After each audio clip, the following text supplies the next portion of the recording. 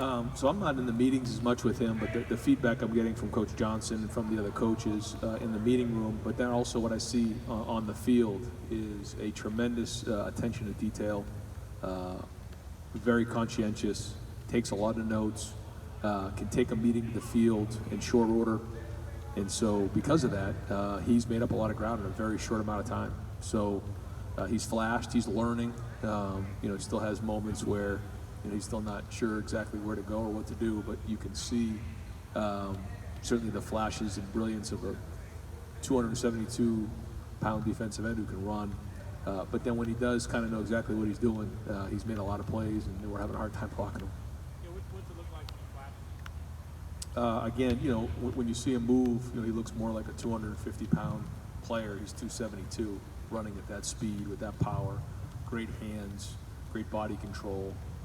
So, good start. Long way to go, but talent is certainly there. Second row middle, Pat. Brian, we saw the guys move into the hotel yesterday. What does that give you to have that? I know obviously last year you weren't able to do that. What do you get from moving into the hotel and everyone being together? It's that routine that we missed last year of everyone being together in a hotel, waking up in the morning together with the air horns and going to bed check at night, guys being around each other. Coaches in there doing the bed check at night. It just allows us a little bit of a camaraderie, but it also helps with the routine that, this is kind of what we're doing for the next 14 days together as a group, stacking these days. And talked to the guys today about, watching some of the Olympic events over the last few weeks. And what you don't see is all the hard training days that they had to be at competitive excellence in that one moment in Tokyo. Our moment is on September 2nd against Minnesota. And so these are those days that nobody sees where you're training. And if we can keep putting these days together as a group in the hotel and show discipline and skill and toughness and those type of things, hopefully on September 2nd, then we're at competitive excellence and everyone gets to see all the hard work we put in. And you've talked about needing leaders to emerge.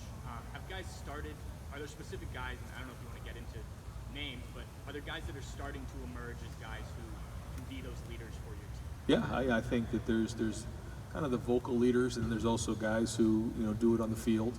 But everyone has a different skill set. I would say on the offensive side, I've been very, very impressed with Thayer Munford's leadership. His approach has been excellent all season. I'm just very, very impressed with what he's done. I think Chris and Garrett, especially in the perimeter, have really worked hard. I'm very, very impressed with how over the first 5 days of practice, they've just been out there taking a lot of reps, working on the timing with the quarterbacks. Hasn't always been perfect, but it's getting a lot better. And their attitude has been excellent. I think that's going to go a long, long way.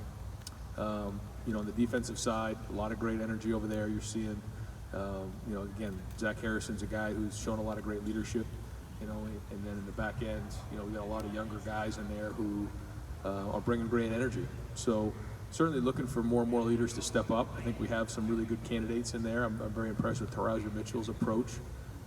He's been a guy who's been pretty vocal. He can kind of step up in front of the team and speak. So this is kind of that time of year where you start to feel that. It won't be long before we start naming captains. Front row middle.